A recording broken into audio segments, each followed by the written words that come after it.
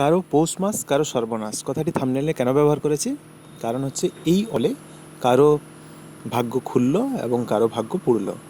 যারা 2016-তে অনৈতিকভাবে চাকরি পেয়েছিল তাদের এই প্যানেল থেকে তাদের এই প্যানেলটা পুরোটা বাতিল হয়ে যাওয়ায় তাদের চাকরি চলে গেল, এবং যারা ওয়েটিং লিস্টে ছিল তাদের হিসেবে কপাল খুলল, অর্থাৎ তাদের চাকরি হয়ে যাওয়ার সম্ভাবনা প্রায় 99% রয়েছে।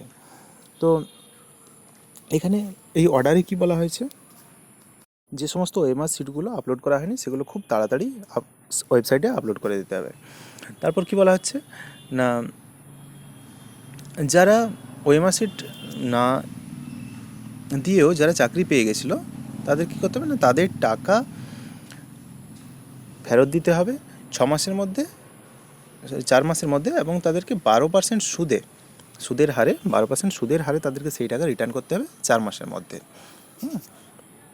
আবার বলা হচ্ছে যে সেটার জন্য দায়িত্ব দেওয়া হচ্ছে ডিস্ট্রিক্ট ম্যাজিস্ট্রেটকে এবং ডিআইকে, তারা সেটা তত্ত্বাবধান করবে এবং 6 মাসের মধ্যে তারা সেটা রিপোর্ট পেশ করবে।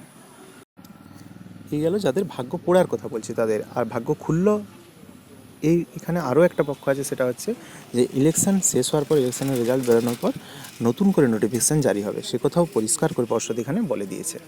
তো এখানে নতুন করে এসএসসি হলে আবার যারা 10 বছর ধরে দীর্ঘ প্রতীক্ষায় রয়েছে তাদের সেই প্রতীক্ষার অবসান ঘটবে, এবং তারা আশা করা যায় যে তারা কৃতকার্য হবে এবং তাদের দীর্ঘদিনের স্বপ্ন পূরণ করতে সক্ষম হবে। তাই তো সব মিলিয়ে অর্ডারে তাহলে কি বলা হলো না, মোট 281টি পাতার রায় বেরিয়েছে। তো 4 সপ্তাহের মধ্যে যারা বেতন নিয়েছিল তাদেরকে সবাইকে টাকা ফেরত দিতে হবে 12% সুদের হারে।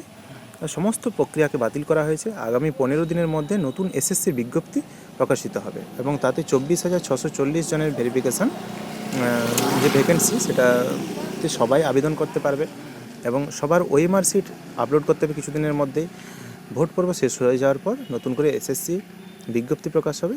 অতিরিক্ত যে পোস্টে নিয়োগ করা হয়েছিল সেটাকেও বাতিল করা হবে। তো শুধুমাত্র যে সোমা দাস নামে যে মেয়েটি, সেই সোমা দাস ক্যান্সারে আক্রান্ত হয়, মানবিকতার খাতিরে তাকেই শুধুমাত্র এই রায় থেকে নিষ্কৃতি দেওয়া হয়েছে, কারণ মানবিকতার খাতিরে তার কাছ থেকে সেই টাকা আদায়ের জন্য সরকার কোর্ট মানা করেছে। তো এই ছিল অর্ডারের বিষয়বস্তু। তো এরপর যারা এসএসসির প্রার্থী হতে চলেছে তাদেরকে